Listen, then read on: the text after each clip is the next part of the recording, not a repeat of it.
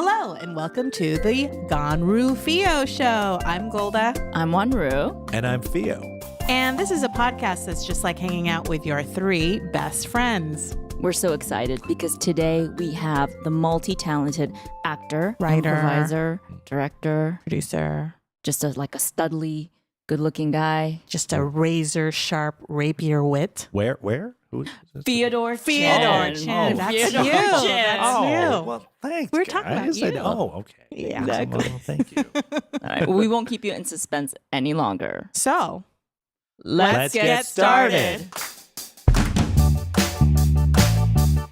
Thank you so much, Feodor, for joining us today on the Ganru Show.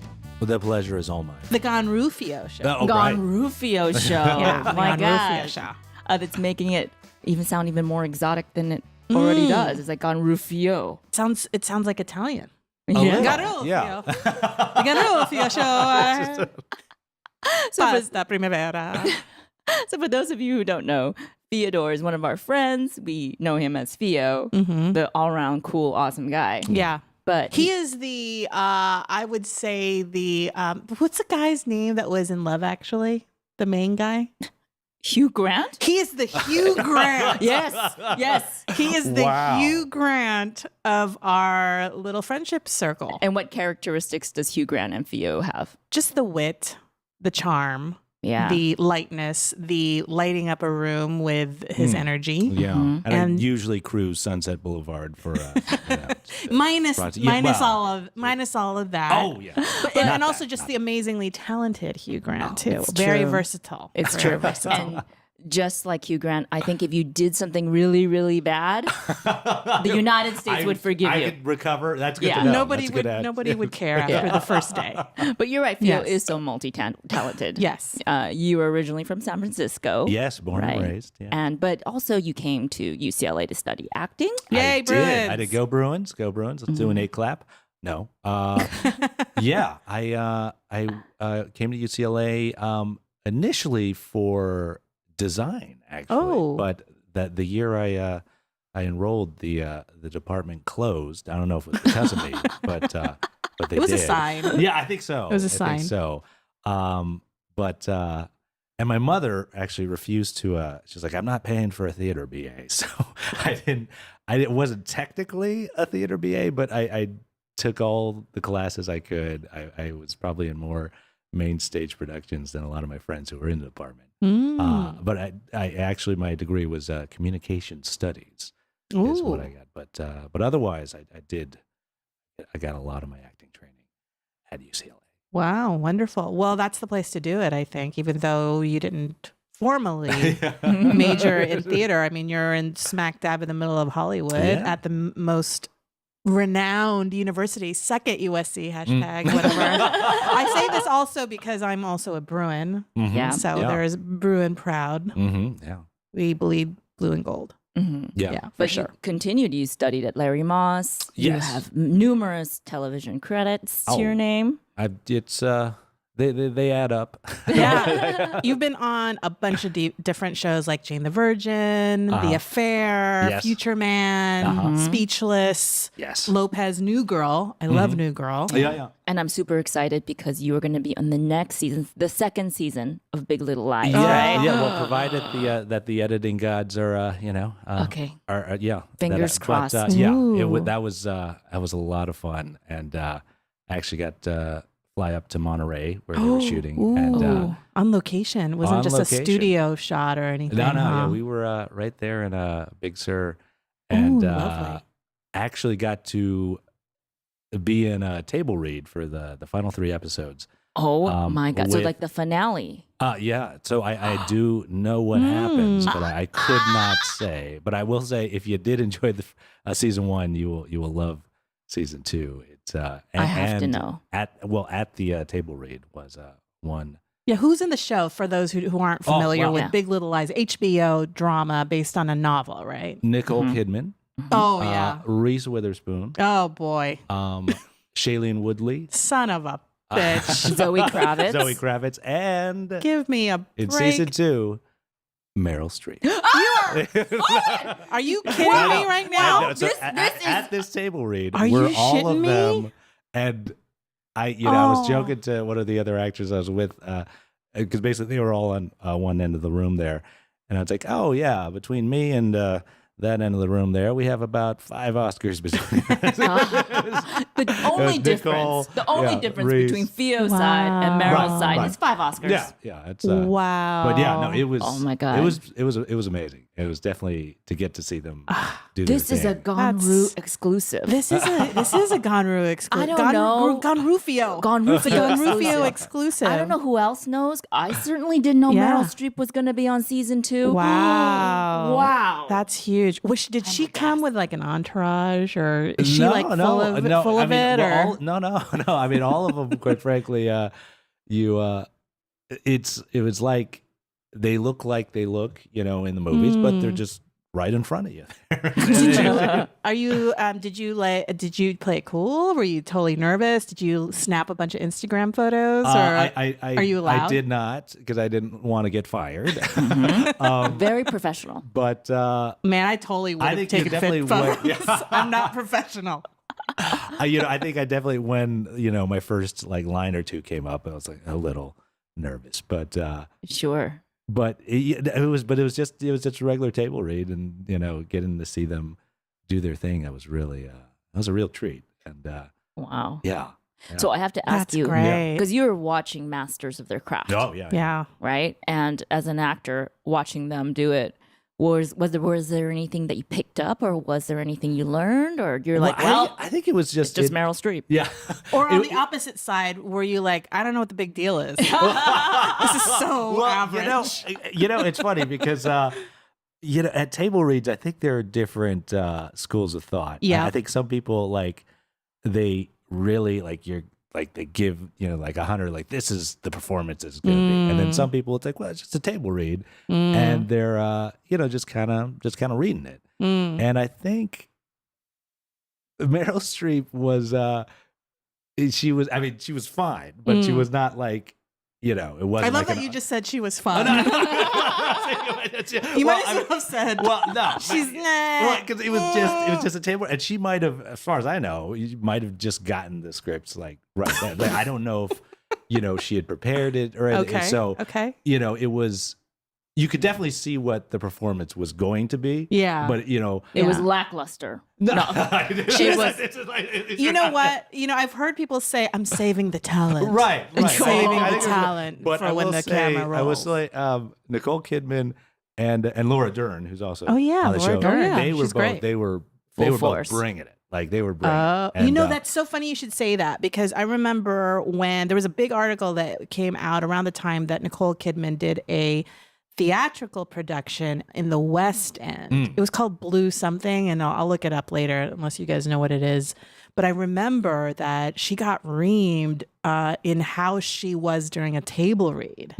That she is apparently, like, she doesn't do well in table reads. Like, she brings it when the camera rolls or when she's in front of an audience, and that she's notoriously not so great at table reads. So this is interesting take. So that was written by some, entertainment article, but who maybe wasn't in the room, obviously. But you're saying then you're here to stomp out the rumor that Nicole Kidman. She gives great table reads. She gives good table reads. As far as I saw. Versus Meryl, who plain just sucks. kind of phoning it in. No. What? It was funny, though. What else was on my mind was, so that night was game 1 of the NBA Finals, the Warriors and the against the Cleveland Cavaliers, and I think the game started at 6, and it was getting about that. I was like, "Come on, Meryl, I gotta watch this game."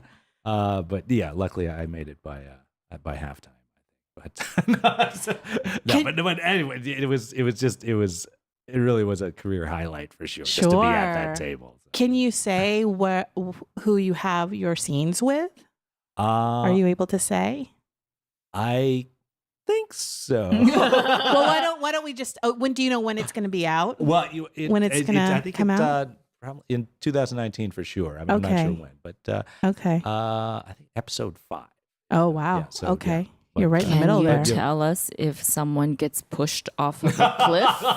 I cannot say. I cannot say. God, But, these Just gotta wait. I think everyone just needs to move from wherever there are cliffs in order to avoid that maybe, problem yeah. again. Just go to the flatlands, go to the flyover states, you'll be fine. Oh, so exciting. But by the way, so happy for you. So exciting. Yes. But Yes. let's talk a little bit more about how he got from communications major Yeah, at right. UCLA Yeah. to a table read with, oh my gosh, some of the best actresses in Yeah. America. And then, the okay Meryl Streep. Right. The phoning in yeah. it. Yeah. Yeah. Streep. I'm just kidding. I'm just kidding. Yeah. I love you, Meryl. Yeah. I love you. Okay, so Goddess. so Yeah. you continued obviously to study acting, study Yeah. improv. After UCLA, I actually moved back home to San Francisco for a number of years and was working and acting up there. There's definitely an industry that's a viable industry. There's commercials that they shoot, a lot of industrials, and the occasional TV show or movie that rolls through. And I did a lot of theater up there too. And I feel like UCLA is definitely where I got my start, but I feel like I really became learned how to act in San Francisco, primarily doing theater there and taking classes at ACT. So I was up there for about 4 years, and when I got all my union cards, SAG, AFTRA, and Equity, and I'd done like a couple of national commercials, and at the time, and this will give you an idea about how long I've been at this. There's Nash Bridges was the TV show I that was remember. shooting. Yeah, Don I Johnson and Cheech Marin. Gotta love them On CBS. Yeah, and so that was that was a real like kind of San Francisco actor rite of passage to get your episode of Nash Bridges, and so I finally did. What was your role? Do you remember? I was part of a team of we were three guys. We were three like nerdy criminals who like built robots that would like we used them to like knock over convenience stores. And stuff like that. Wow. Yeah, And Very forward thinking, actually, for the time. And actually, Totally. surprisingly, it's the same role he'll be playing in Big Little Lies. Yeah, that's right. Same exact role. Yeah, no, it's there's some very Now with a really good 401k plan. there's a lot of robots in season 2 of Big Little Lies. So Lies. I can tell you that. Yeah, a lot of robots. That's another Ganru feel. Right. Yeah. It's Exclusive. It's exclusive. Exclusive. You heard it here first. Okay, so Nash But Bridges. so I felt like, I was like, I'm ready to head back to LA. I've been on Nash Bridges, and of course, immediately, came back down to LA and was slapped in the face with Nash Bridges. What? I was like, get out of here, buddy. Was it the fact that you had been on Nash Bridges where you felt like, okay, now I've exhausted San Francisco. In terms of Time like to move. the kind of what you could do there. Yeah. Certainly was, because there's definitely a ceiling as far as the kind of things if you want to do more film and TV. Yeah. It's like anywhere. It's either you got to be in LA or New York. But I think these days, with like they shoot a bunch of stuff in Atlanta, and it's maybe a little different, but I think that probably won't ever change. Like if you really want to be on film and TV, LA is the place to be. Mm-hmm. So when you moved to LA, you said that it sort of slapped you in the face. What did you mean by that? Well, Was it not what you had expected, I think like anybody who feels like, oh, you're kind of a big fish in a small town, and then you go to the big pond. It's always a wake up call, but I think it's what every actor who comes to LA kind of goes through. But so I think I just went through the standard stuff, just kind of finding your community, finding your tribe, and I think that really helps. Like your creative family is always important to help you make it through the lean times, and of which there will be many. But I think it definitely helped. places like East West Players, and at the time, Lodestone Theater Company was, Sure. in my artistic home for a while. And then also the UCB community, improv and sketch. It was nice to have these families of like-minded, artists to not only support you, but also to creatively to make things and stuff. So for someone who is coming from another part of the country and moving to Los Angeles to pursue a creative endeavor, a creative career, looking back when you first got here and you had mentioned finding your tribe, would you say that's one of the first things that you should try and accomplish when first coming to LA? For sure. And especially, if you're like coming alone, you don't know anybody, like you definitely, find that. Can be very intimidating coming to LA. Absolutely. Yeah. Especially, and even just geographically, LA is just so spread out that if you could just find that area or your neighborhood, your pocket, and then creatively find the, like-minded individuals. Like if you're into improv, or you're into sketch, or if you're into theater, like finding those communities, that theater company or that comedy venue, I think that it really, really helps because you're not alone anymore, and you have like a family. And then how did you segue? One of the things that we wanted to talk about that we didn't mention at the beginning was a really wonderful project that you're on called Overwatch. Which I had to do a little research on this because I only saw your post about Overwatch on Facebook. And I didn't realize it is a vibrant, huge community. It's an online game. It's I think before Fortnite showed up, like Overwatch was probably like the number one video game in the world, and it's still definitely it's enjoyed by millions. And it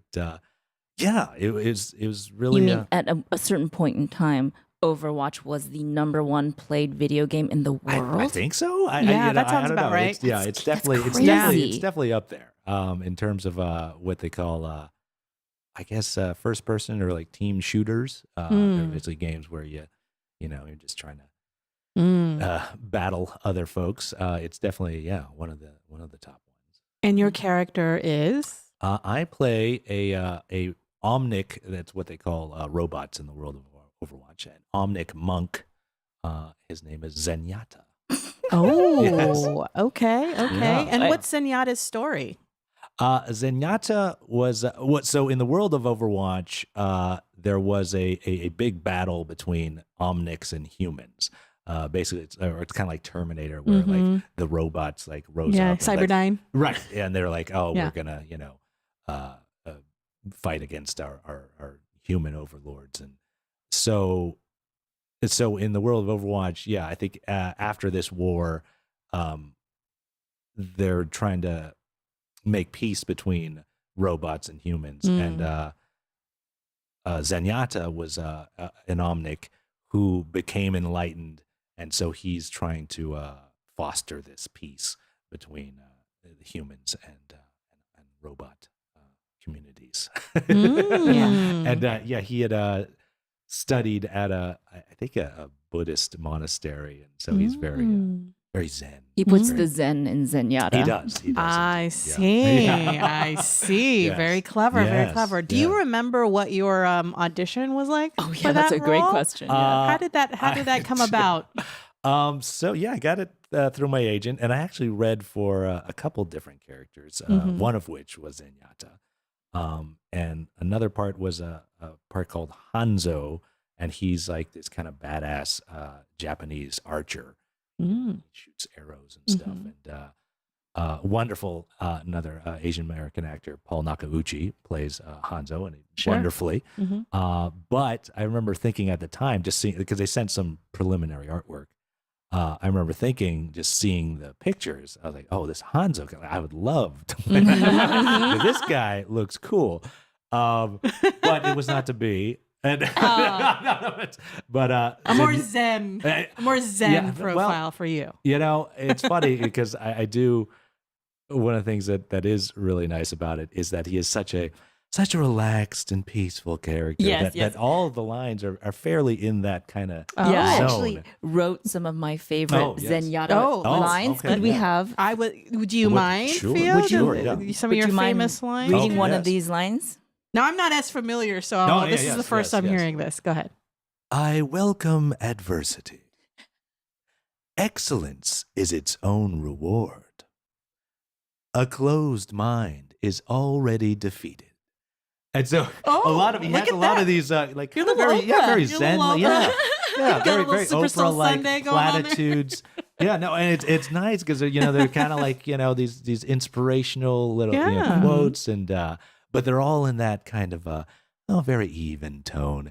And so if you've ever done video games, usually sessions can be very taxing because there's a lot of oh God, get down, a lot of screaming and stuff. Yeah. And not of that. And so it's terrific. And so had I gotten Hanzo or one of the other parts, it would have been a lot more work on my vocal cords. The chords. So, and by the way, just listening to Theo right now, I'm like, oh. Yeah, you're like a comm app. This is like aura.com. This is why he gets paid the big bucks, because I'm just wow. Do you feel a little more relaxed? You know what? I'm feeling a crossover here with some of these meditation apps, for sure, or meditation books, right. Or those types of things. I think here we go. Yeah. We've got your guy. And by the way, he put plays you right to sleep. But here's the thing: he reads these quotes, but I saw the actual play online on YouTube, and he uses these balls to kill people. Right. Well, so he's a fighter. Has these orbs. Yeah, orbs. They're either of healing or of destruction, and he fires them. Very dangerous. It's a seemingly calm guy. Well, but kicking your ass. That's the yin and the yang of he's as I think they say in the gameplay, he is a healer and a dealer. In that he can he can heal you, but is also quite deadly if used properly. But which I don't. I've played one time myself. It's quite bad at it. So I should probably try it a little more. No, I understand that there is a very enthusiastic fan base. Mm-hmm. People, would you say the Overwatch fans are the best? Tell us a little bit about the fan base. How would you describe them? Or your interactions with them so far. I know you've met a lot. Wonderful. Of folks. Honestly, that is the best thing about being a part of this game is getting to meet just so many wonderful people around the world. Now, I've been fortunate enough to. I've gone to Australia. I've been to the Philippines through Overwatch. Wow. Yeah. Kababayans unite. And just getting to meet, just people all over the world who've really, really taken to this game. And I think, or one of my theories is that it's because the world that Overwatch presents, and at least the characters that they present it's a hopeful world that you want to live in. It's a world of just tremendous diversity. The characters, they run the range of genders and sexualities and body types and religions. It's I think for everyone there's definitely at least one character that you could feel a connection to, and I think that's really reflected in the fan base that it's so diverse, and they really in a world where a lot of gaming can be kind of like toxic and very overly masculine. I think this is a nice change of pace for a lot of young gamers, and it's just I'm really honored and proud to be a part of it. And I think you had mentioned too that even the fan base and the gamers that love this game are also very diverse. Oh yes, as well. So not just the characters in the game, but it's reflective in the fans of the game, definitely. Right? Yeah, no. Because usually I think for games you would meet a lot of young dudes, and there are definitely a lot of young dudes enjoy, and there's nothing wrong with that. It's great. But I meet a lot of women, a lot of girls, a lot of LGBTQ kids who just really they really love this game, and I think that's a great. It's nice to, like we talk about, finding your tribe and finding. I think for a lot of folks, Overwatch, it's like their tribe that they found.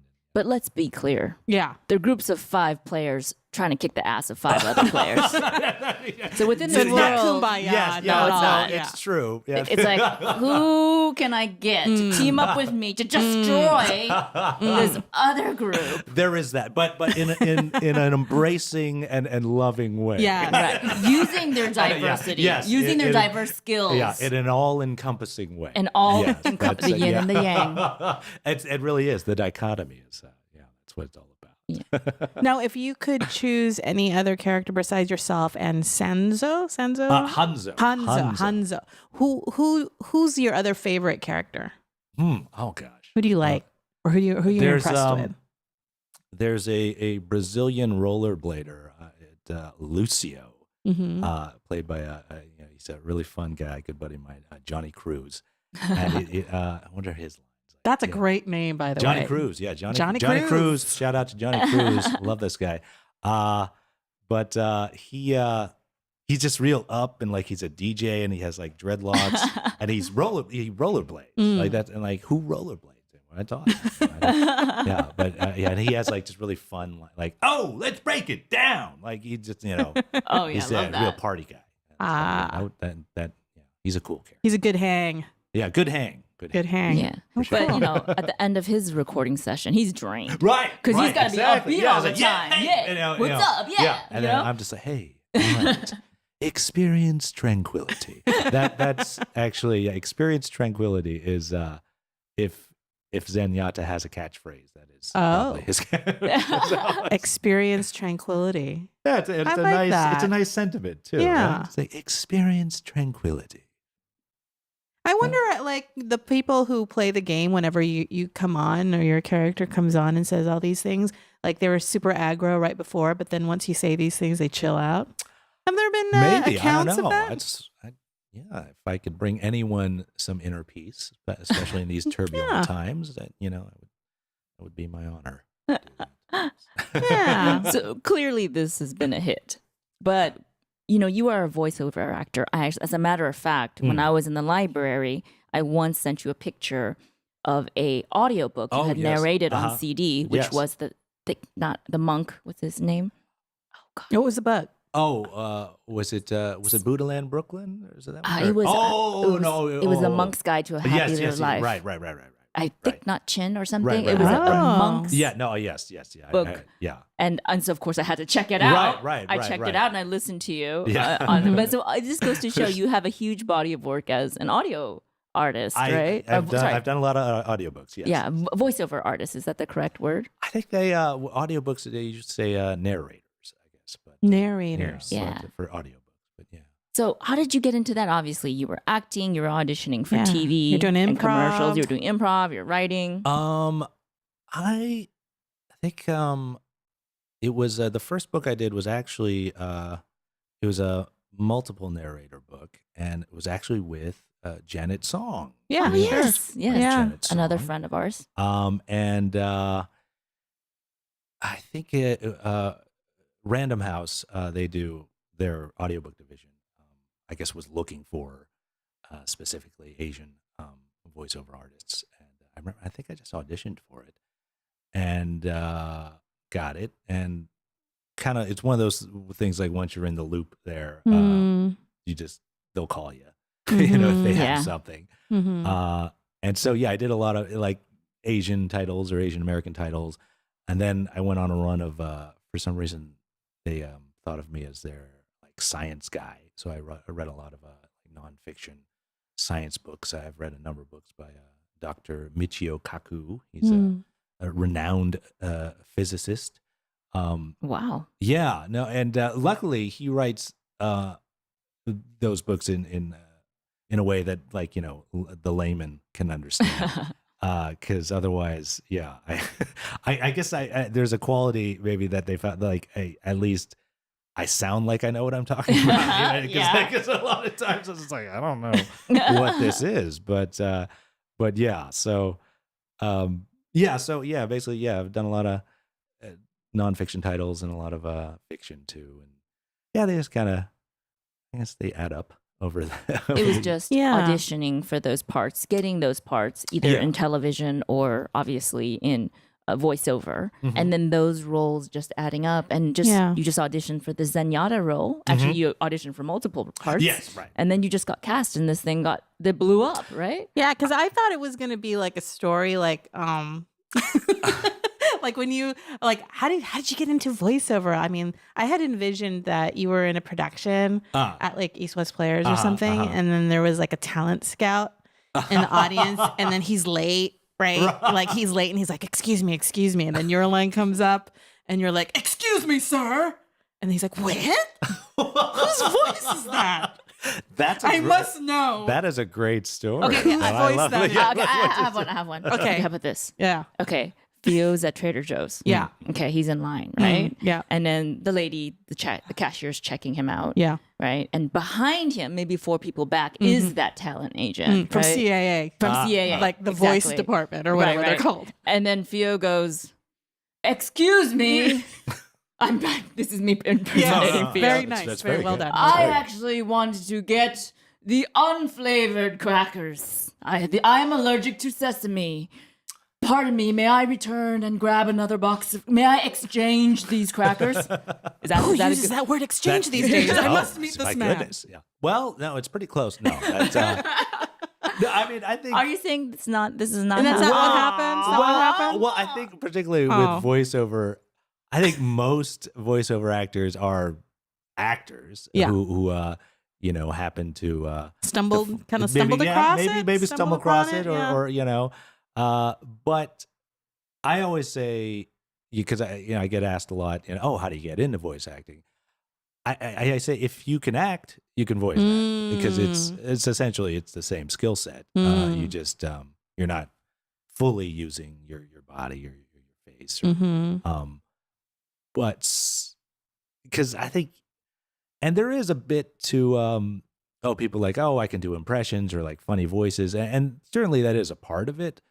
But at the end of the day, you have to know how to act. Yeah, interesting. And you have to know how to. If you get a script, you have to be able to, break it down, analyze it, and you could do like, it doesn't matter if you can do like Elmer Fudd or whatever. If you can't, if you don't know how to, break down the script, that's not going to get you anywhere. Yeah. Right. I've never heard a person do Elmer Fudd and read like a physics book before. I'd buy that. What audio. Would that be like? Audio. I don't know. Ask the professional here.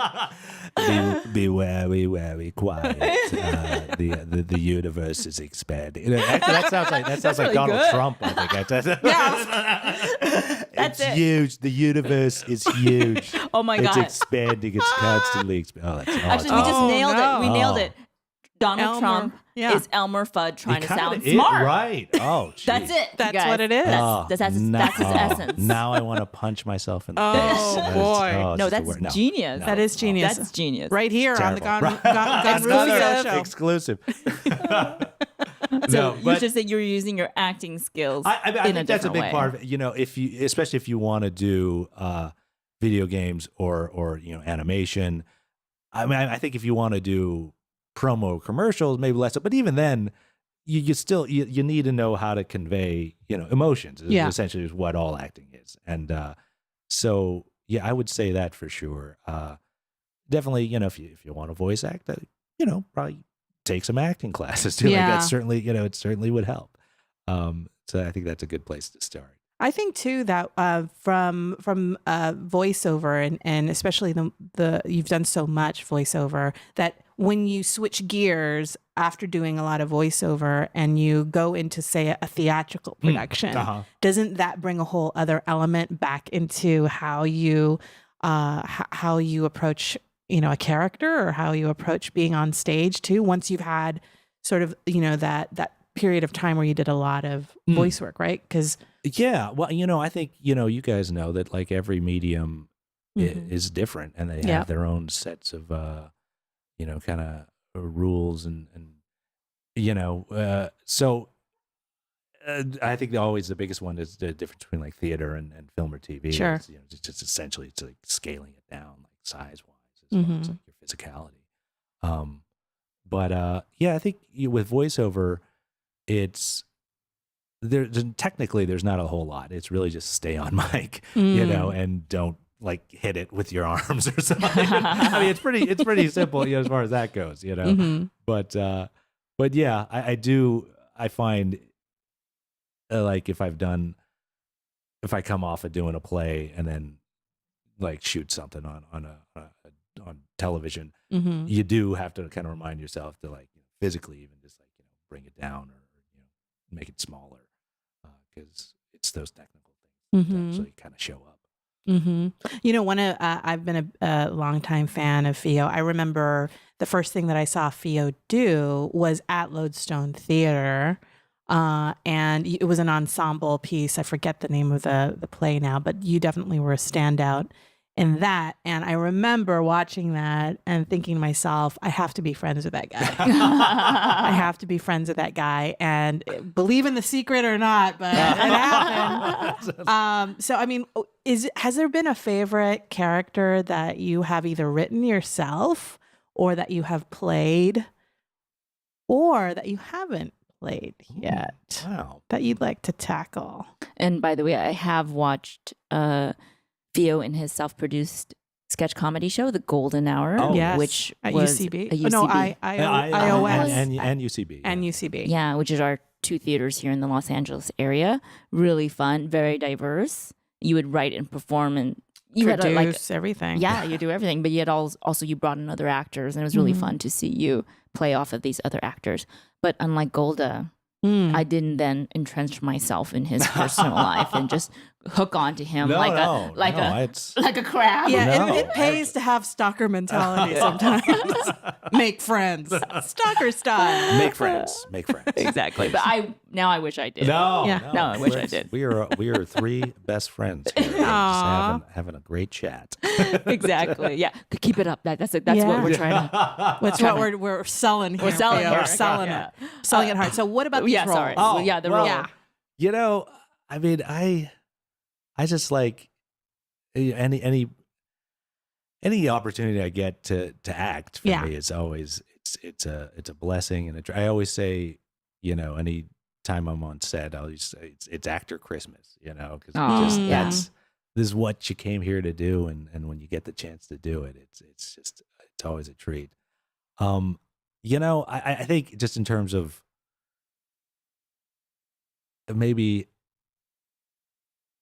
In terms of the opportunities it's afforded me, I will have to say, like, getting to be a part of Overwatch as Zenyatta, it's been really just fantastic. Just getting to meet like all these folks, it's a real treat. And it's funny because specifically with voiceover, it can be such a solitary kind of job, unlike other acting jobs where you're actually interacting on set, with other people.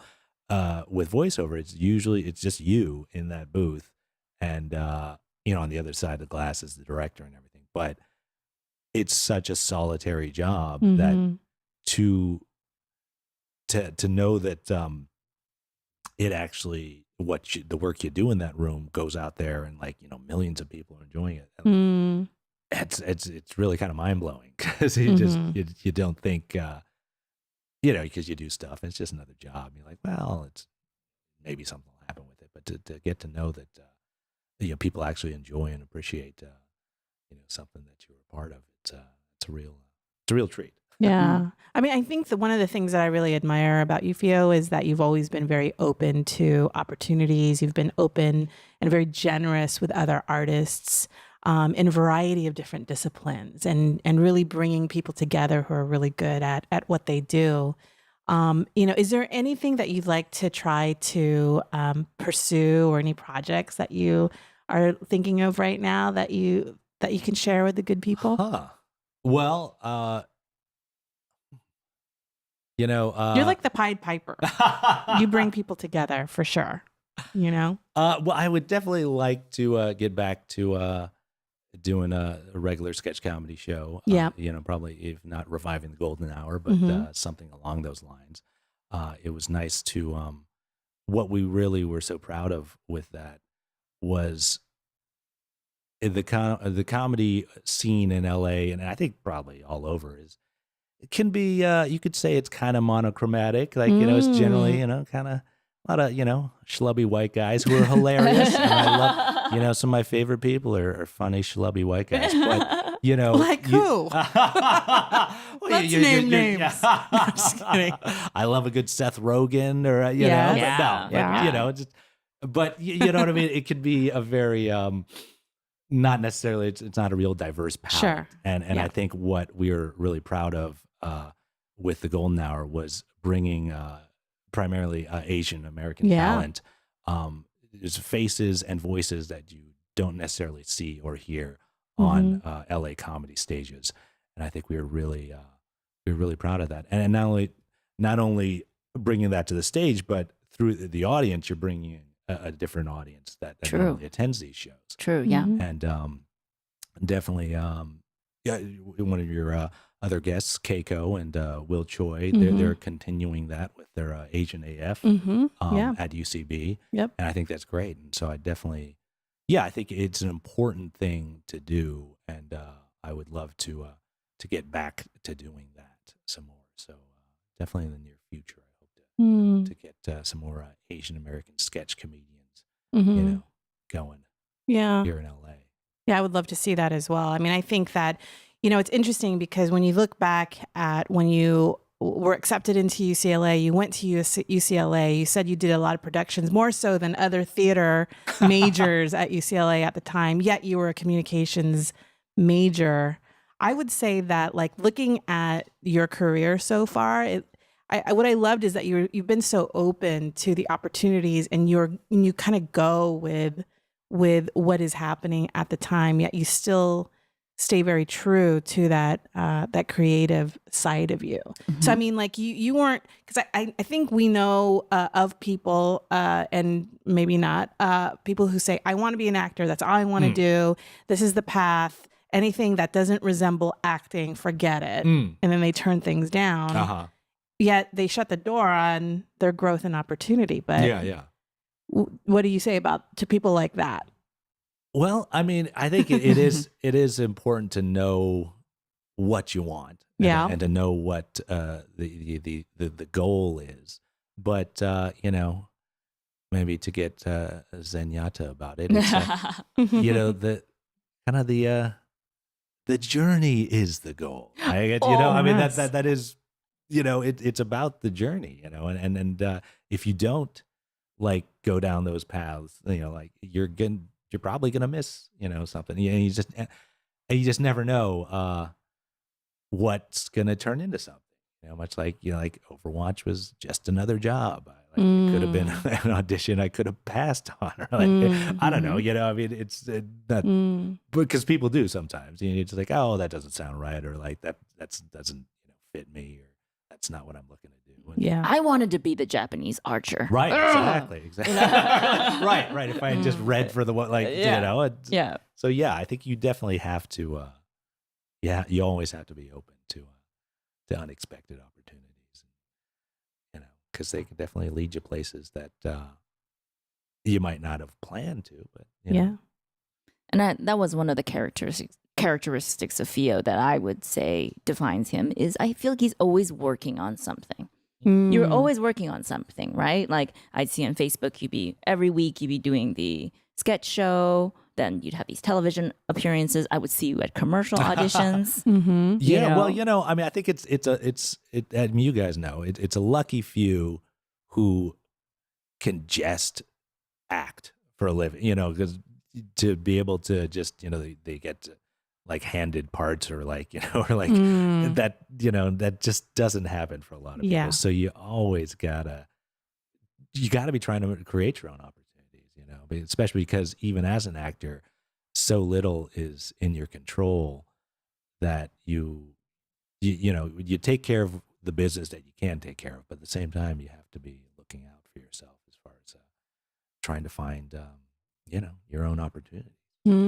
Okay, let's do a little fun exercise right now. Yeah, let's do it. Okay. I want you to think about the TV shows you've been watching or any theaters productions that you've watched at any time. Okay. Okay. And now I want you, this is an exercise for all three of us, Theo and Golda, to think of that role that you saw and you totally would not ever be cast in that role because ethnically or physically you're just not a fit. But you're like, my God, if I could just tackle that, what a blast I would have. Okay.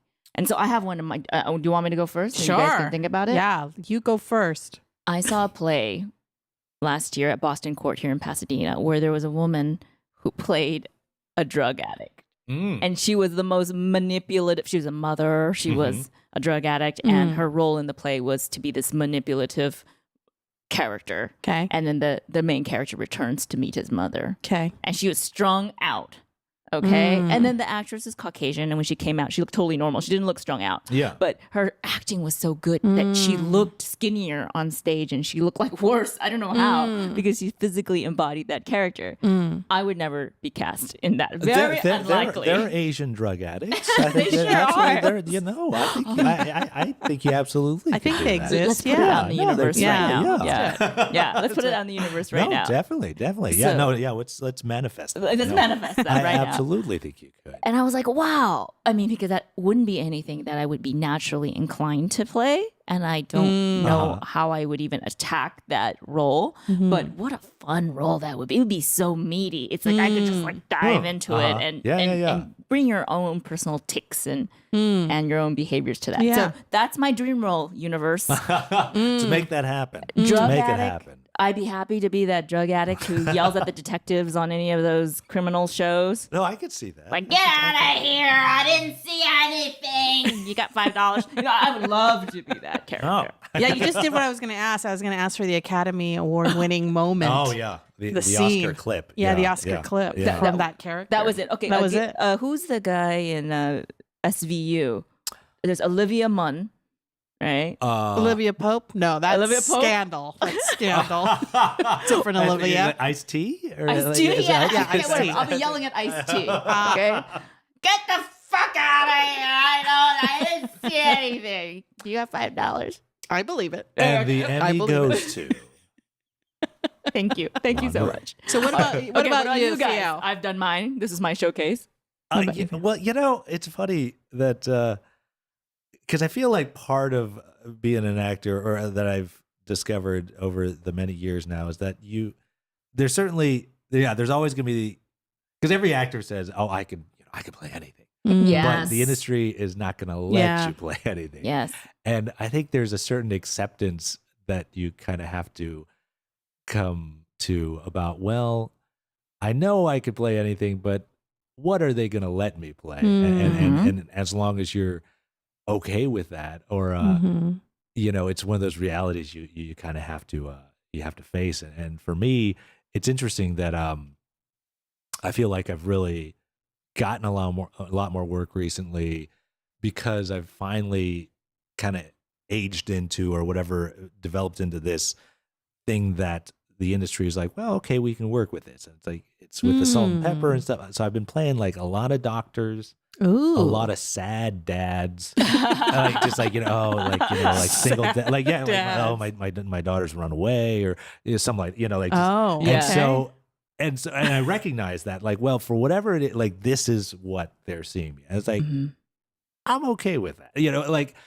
sure, I would love to play, I don't know, like, or maybe like a Liam Neeson version of a sad, like, Taken or something like that. Yeah. That'd be awesome. But like, will I get to? Maybe. I don't know. That'd be fun. But at the same time, just in terms of like being an actor is just, call me. Call me. I have a very specific set of skills. But, just. Let's bookmark this, because I do want to talk about facing the reality of how you'll be cast. Yeah, because I think this is a very meaty topic. But now we're talking about your dream role, or just right now we're wish list.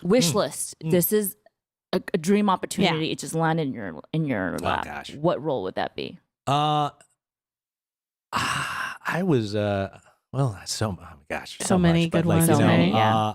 Just off the top of your I head. was always just a big John Ritter fan. As I know, I think there's I love that no you called. finer like just physical comedian and just like some of it's I don't know, just like a fun kind of like slapstick role, comedy role, like romantic comedy or something. But like just the work he used to do in like Three's Company. Oh my goodness. Yeah. Something like that would be. And actually, I could see that. I could totally see that because I've seen Theo in a lot of plays and obviously sketch comedy. And you actually do have a lot of comedic gifts. And he's genuinely probably one of the funniest people that I have ever known. Oh, really? John Ritter, yes. No. Feodor Chin. Oh, Feodor really? Chin. Of all Respect to John Ritter. With all your of all I your said friends? one of Wanru. One of two. And that's It's okay. Yes. No, John Ritter's the best. John Ritter's the best. I can see the slapstick romantic comedy. I see it too.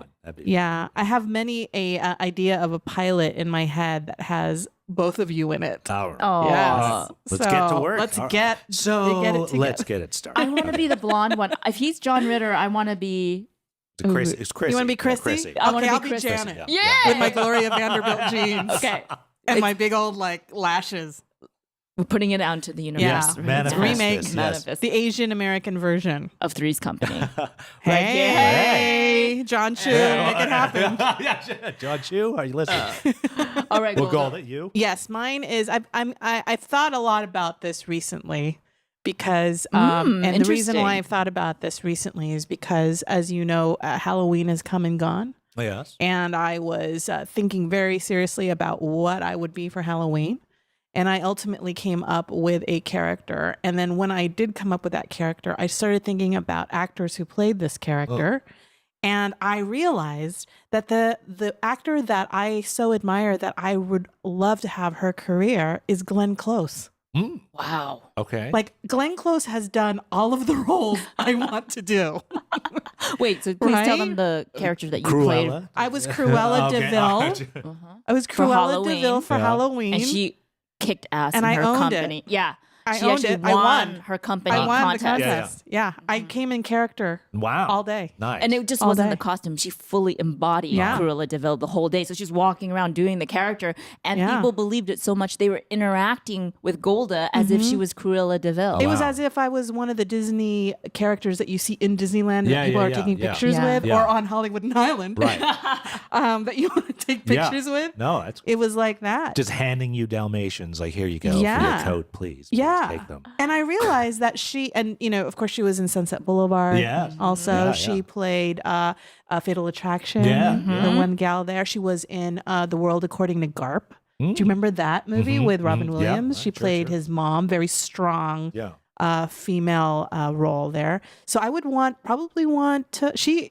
I look to her for decisions as far as roles. Wow. Because we're on the same playing field. And I also saw this movie that she was in. It's not a very well-known movie. She plays a woman in England.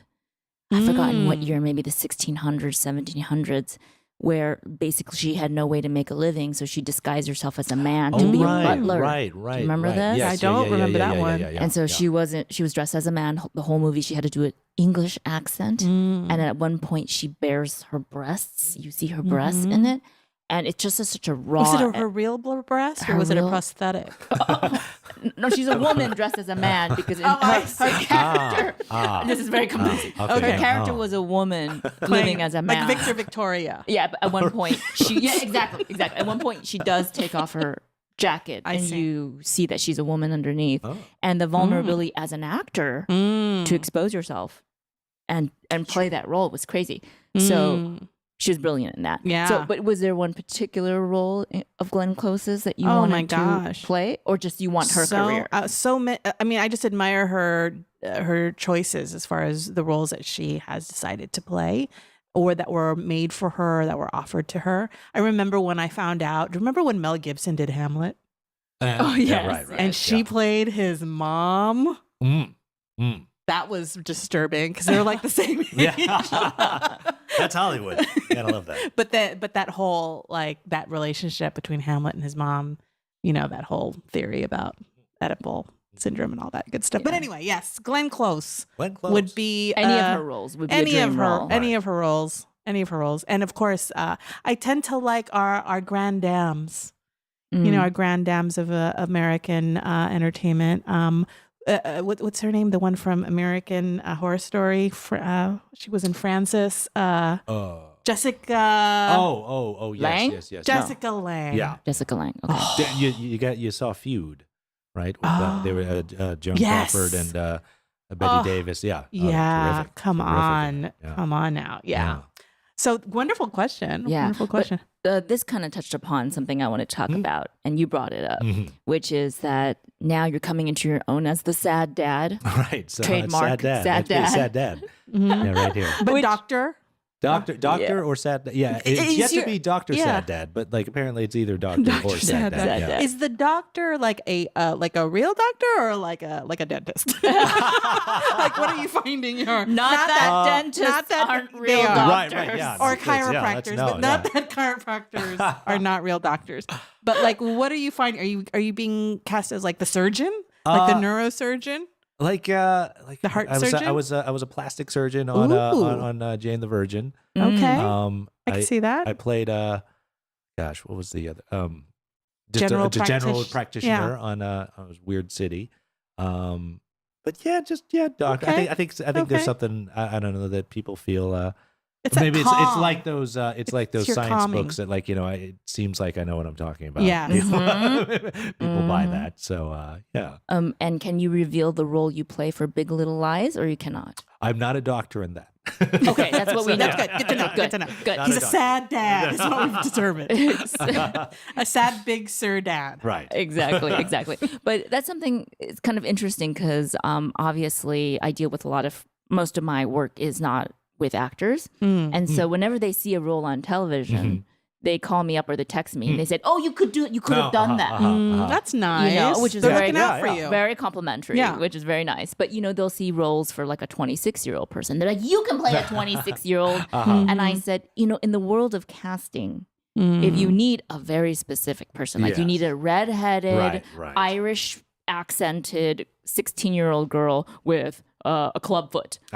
There might be actually a girl sure, absolutely. who has all of They're those. just waiting for the door to knock. Yeah. Right? And actually, people are trying to cast more authentically. One day I'll get Right, yeah. that role. The redheaded, club-footed women actress. There's a union for that. I think that's just very specific. Oh, I'm so sorry. I'm so sorry to it's- people with disabilities. No, you know what I no, mean? that's- Bring on the hate mail. Yeah, right.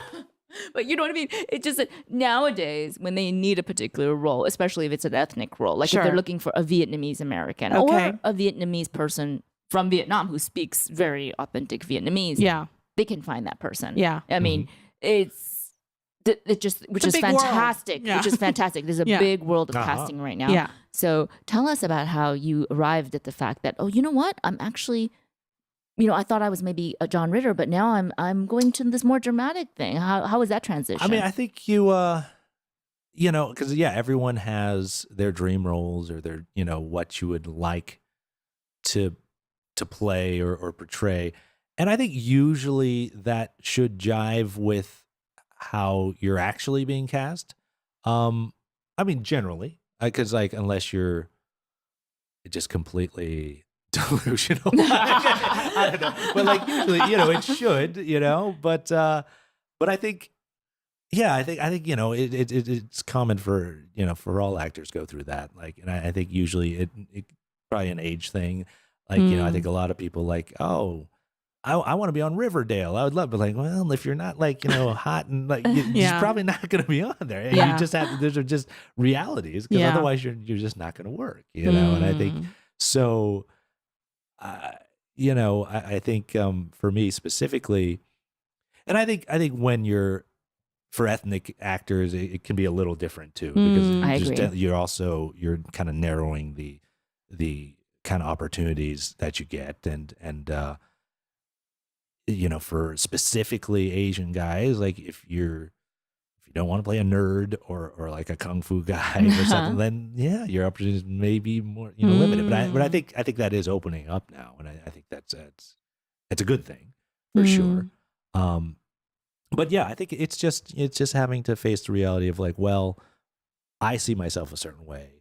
Does that jive with how the industry sees me? And usually it should line up, but if it doesn't, you have to be willing to ask yourself the hard questions like, well, am I okay with that, or am I willing to do that? Because it's, if you think you can play teenager, but you're not, you really gotta I think you have to be honest with yourself. Yeah, because you feel like you look young, and then you go and meet in the casting room. Actual teenagers. Actual teenagers. Oh no, this isn't gonna work. Oh boy, I look like the dad or the mom of these kids, right? Right. Yeah. And actually, that reminds me of William H. Macy, who started out in theater, and he was very successful in theater. And when he tried to transition to film and television, he always played the leading man in theater. Yeah. So, right. So he's like, I'm going to be a leading man. That's right. And he kept going out for the leading man parts, never got cast. Right. And I think his agent or somebody, I forgot who it was, just had a talk with him and said, you're not a leading man. You're a character actor. Right. And, no, that's a great, it's funny because everyone's the leading man or woman in your own life. For sure. And it's hard to think, hopefully that right. That you're not, you're not just a co-star in your own life. That would be kind of sad. The funny best friend in my own life. I'm the Chinese food delivery guy in my own life. That would be, It's a walk-in role. No, but I know you actually have, as an actor, you have to have the confidence as if this part is going to be the leading role, right? You have to bring that work ethic to it. Sure. But you're right. You have to also accept, what am I being cast as? Sure. Okay. Yeah. And I know you had a wonderful question that you wanted to ask Theo. You shared with me. Not to put you on the spot. Not to put you on the spot. Okay. So obviously you have so many talents. And I think the theme that I took away from today is that you just plugged away in every single one of these areas. Like you just consistently kept working, auditioning for voice parts. And I mean this, I'm going to say this with all of the love in the world, and that is that Theo is a hustler. He hustles. He's not afraid of hard work. He will do every job. He'll throughout the time that I've known you, you are very humble. You got a healthy dose of humility, and you're very collaborative, and you've got a really positive spirit, like can-do attitude. I agree. And I think that's really, people want to be around that. Yeah. Well, right? Don't you think? This town is a hustle, and you gotta, you definitely have to have that stick-to-itiveness. Yeah. He's a humble hustler. He's a humble hustler. Hey. Trademark. Don't even try. That's the pilot that we're writing for Theo, is the humble hustler. Humble hustler. Okay, but before I ask my question, you were talking about stick-to-itness. Any last piece of advice for people in the creative field or actors looking to, a Bay Area kid looking to come to LA? Yeah, and if I could throw in another little bit, there is not only for the person who's just starting in their career, but someone who maybe has been in LA for a while. Yeah, and is still kind of plugging away. Yeah, like me. Or in addition to the person who's just arriving. Yeah. We kind of touched on it earlier. I think definitely a big part of it. Find your tribe. Yeah. Find that family. Agree with that. Not only will you have a support system, but potentially, that could lead to more work. Like I have so many folks I met in the comedy community that actually have directly led to jobs, like shooting Funny or Die videos or, branded content stuff. And so if you can find that family, find that community, it not only in terms of emotionally supportive, but creatively and actually professionally, I think that can lead to good things. Okay. And what about for the oldie moldy ones, the ones that have been around for 10 plus years and are still getting community theater? Not that there's anything wrong with that. Not that there's anything wrong with that. Hey, if you're a dentist and you're doing community theater, hey, you're. I mean, I think as long as you still love it, just stick to it, and like we were saying before, it's it's not about the goal. It is about the journey, and you'll look back, because honestly, I was thinking about this. I've been thinking this a while, because I'm there's some life changes happening. But in terms of like when I got my AFTRA card, that was the first the first actual professional union job. It was 1998. So like it's been 20 years. Yeah. That I've been doing this now. And like 20 years, that's just, that's your life and that's the journey. And yeah, it was, most of it was like pretty rough, Yeah. and, and it still is, because honestly, with actors, you know how it is. It's like every job, like potentially could be your last job. You don't know. So I would say, yeah, just, stick to it. And as long as you still love it, keep going, because you just never know what is going to turn into something. Like, with Overwatch was, it was just another job, that became, like a really big video game phenomenon. Great. But, but it is just another job. And there will always be just more jobs, and you just keep going at it. And then you'll be able to look back, and the next thing you know, you'll have a body of work that you can, hopefully be proud of, and have be able to build like a pension off of. As long as you get the health insurance. Yeah, exactly. All right. Wonderful. So the last question I have for you is, because obviously we've heard about your many talents. Yeah. But if you had to put yourself in a box, okay, now I'm putting you in a box. Oh, yes. I'm putting you in a corner. Okay. Baby. What label would you say most aptly describes you? Would it be actor, voiceover artist? Would it be improviser, sketch writer, director? Or, you know what, something out of the box, something we don't even know. Like, for example, fiance, boyfriend, son. Best friend. Oh. No pressure. Hunk. Oh. Oh, boy. What is that called? Object of female, male, And male. I think, lust. Yes. Well, chunk would probably be more appropriate. No.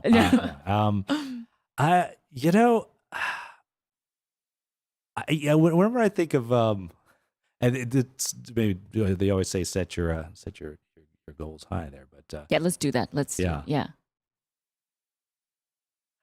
When people think of John Lennon, at least when I do, obviously, one of the best, greatest musicians,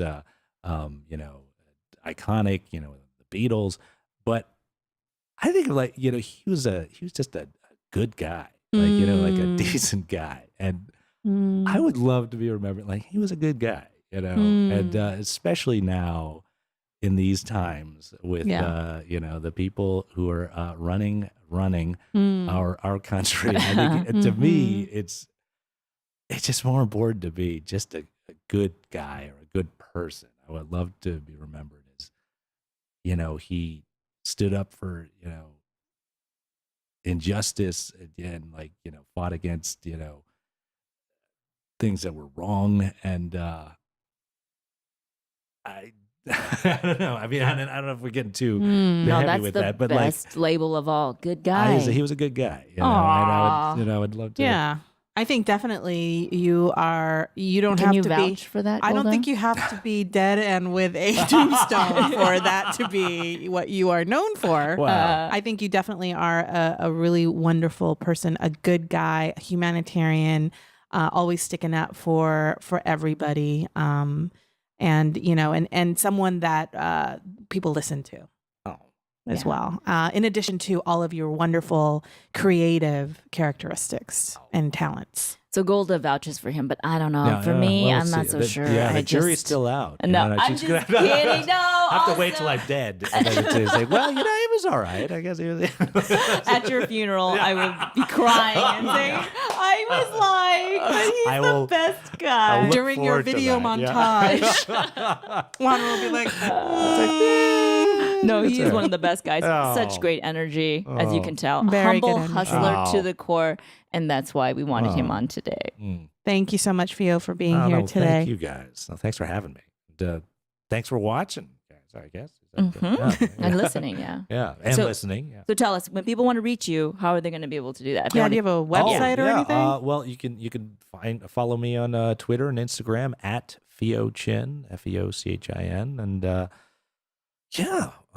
his Twitter is hilarious. And you're very active. Well, He's very active. This is not just a bot that is doing this, or you don't have people to post for you, right? You're doing this yourself, right? Genuinely, yeah. And all opinions, and they're all strictly my own. So so I don't get fired by hilarious. I look forward to. There are a lot of people I block. You're not one of them, because I'm like, hey, good to know. Good to know. Funny. Yeah. All right. So thank you again. No, thank you guys.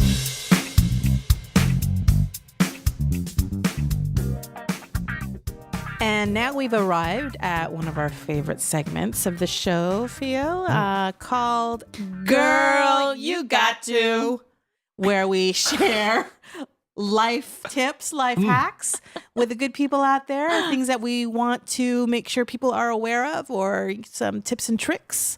So what is your Girl You Got To, Theo? I would say, girl, you've got to let it go. And let it go. Yeah, and I think specifically for your actors out there, what helped me a lot with auditioning is just letting it go as soon as you walk out of that room. You know, because I think as an actor, you have so little control over the casting process. Really, the only thing you can control is your own audition, your own performance. Yeah. And as long as you were happy with what you did, if you feel like I did what I wanted to do in that room, as soon as you walk out, just let it go, because there's just no point in worrying about, oh, I could have said this line that way, or I should have worn a different shirt, or whatever, because who knows what they're thinking. I mean, I've had fantastic auditions.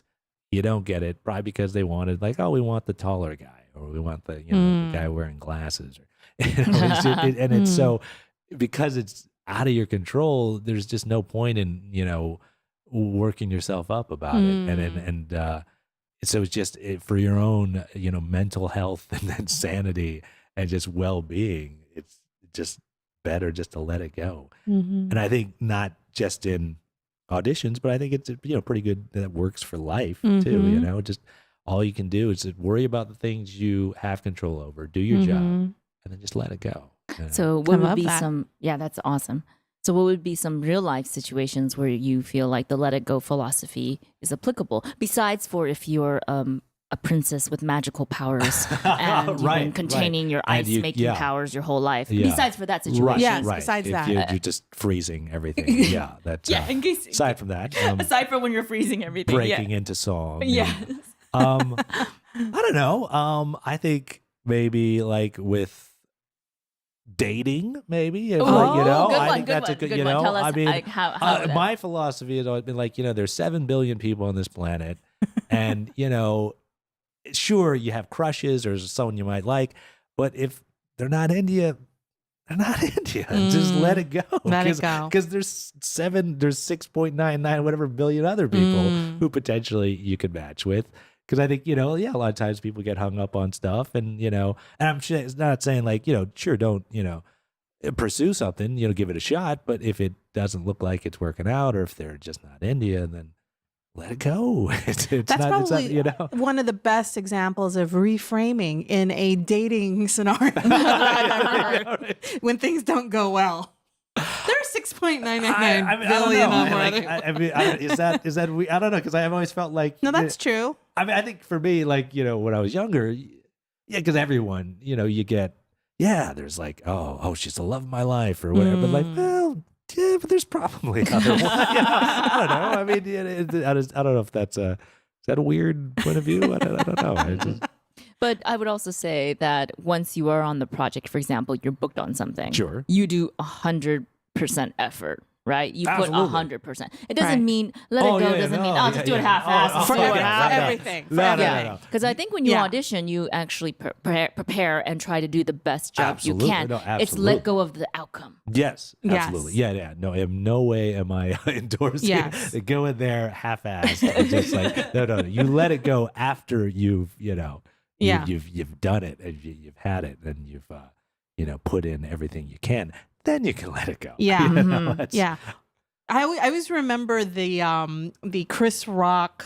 I think that one of his earlier comedy shows, I think it was Bigger and Blacker, and he talked about how his girlfriend was really, really upset about her coworker, and she says she's trying to destroy me. This is his girlfriend telling Chris Rock this. She's trying to destroy me, and then Chris Rock said to her, "Bitch, you work at the gift wrapping section at JCPenney. Nobody's trying to destroy you. And as a caveat, let it go." Maybe that's a good example. Maybe that's a good example of let it go. My God, it's hilarious. It's a great comedy show, by the way, if you haven't caught it. Chris Rock. I can think of that like when you drive, right? Like here in LA. Easy to get like road rage. Yeah, absolutely. Right? Just let it go. Yeah, let it go. It's not worth it. You go to your supermarket, they put some hot deli meats with the frozen lean cuisines that you had. Don't get angry.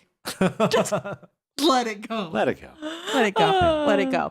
No, I can definitely see that, and I think I've seen various variations of that from you, Theo, in how you approach your life. And I think that spirit actually is very consistent with the type of energy that people like to be around. Right. Right? Well, I mean, and I think it is important that Wanru pointed that out, that the distinction is, though, like, you do the work, absolutely do the work, but then you let it go, Let the what is it? Let the beans fall where they may. Is that the expression? Where is that from? That's another exclusive. Let the beans fall where they may. Is it the let the beans? Let the beans. The chips. I think the it's chips. The chips. Oh, there it is. Chips. There it is. Some carb. Some carb. So it's let the chips fall where they may. That is usually in terms of like poker chips, but it's okay. That's fine. Let's just go with beans, chips, whatever. Yeah. Or as Bruce Lee says, be like water. Be like water. Sure. Right? Yeah. Let the water fall over your back like a duck. Right. Something like that. Right. So give me as we close out the segment, give me the Zenyatta version of Let It Go, or do a Zenyatta voice. How do you think this robot, fictional killing robot, healing/killing robot would paraphrase this? Girl, you've got to let it go. Perfect. I love it. And then this is also a kind of a cousin to Frozen's Let It Go. Yes, yeah. A kind of a cousin to it, but just a slight variation. Right. Yeah. Oh, thank you so much. That was a perfect. Girl, you got to. I can't believe it, but we're at the end of the Ganru Theo show. I can't believe it. It's just flown by. It really has. It really has.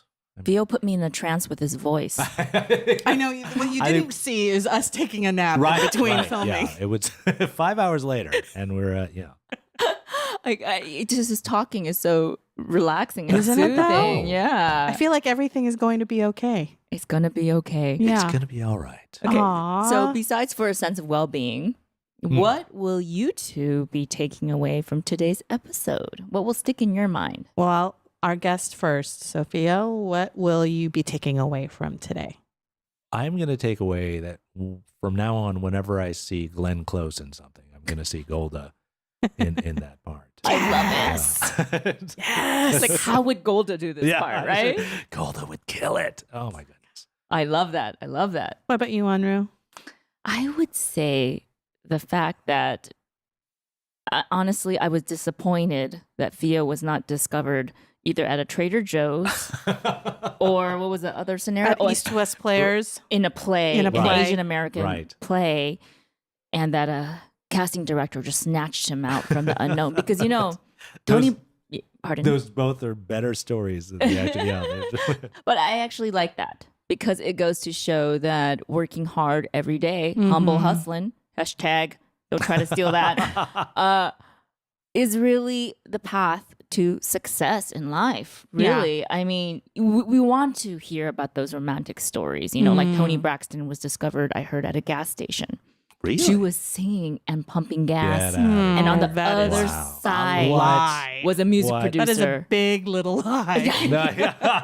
That's a great story. Yeah. I have a feeling she probably was singing her whole life. And it just exactly. Is that her? Yeah, that's her. She's got that little husky. Make my heart. That's her. Oh, I'm thinking Anita Baker. Oh, that's different. I loved Anita Baker. Similar, right? She was Similar discovered sound? at a 7-Eleven. Also, yeah. She was. Next to the Slurpees. Right.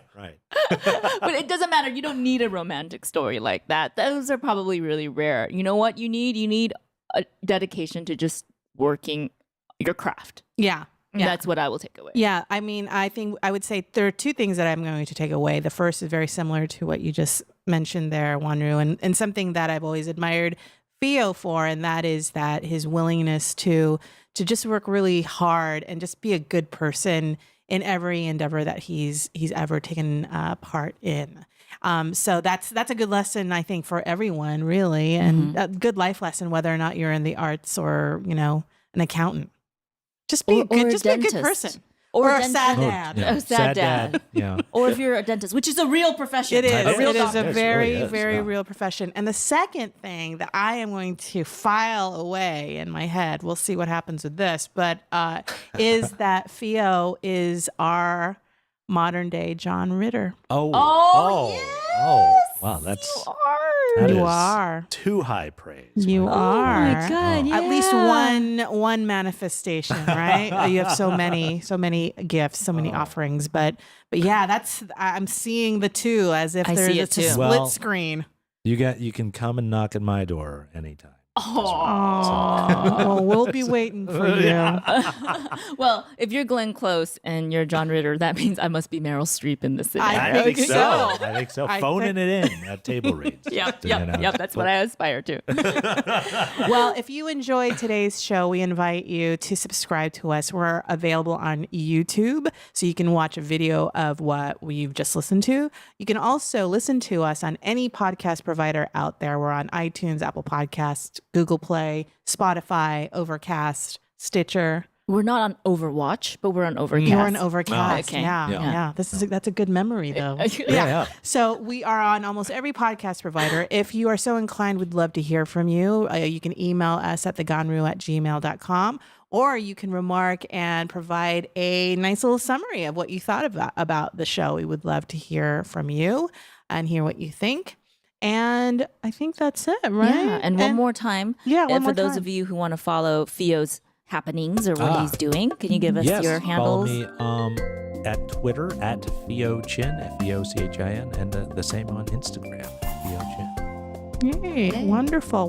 Okay, well, until then, thank you so much, Theo, for coming in today. We love you lots and lots. Love you guys too.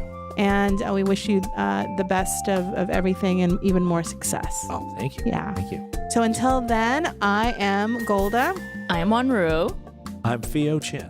And this has been the Ganru Show. Until next time. Bye.